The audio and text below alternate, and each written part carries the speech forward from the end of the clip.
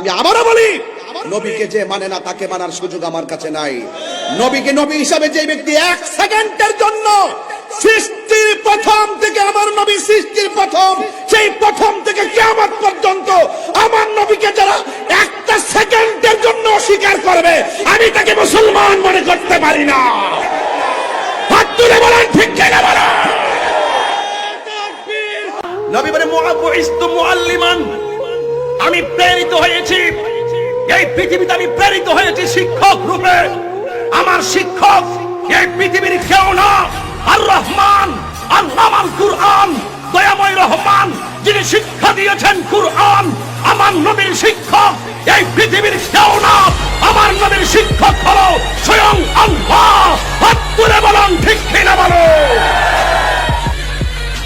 আমার আল্লাহ বলছেন আমার নবী হলো শেষ নবী। নবী বলছেন আমার পরে আর নবী আসবে না। আজকে যারা আমার নবীকে শেষ নবী মানবে না, ওই কুখ্যাত কাদিয়ানীর গোষ্ঠীরা মুসলমান হতে পারে না।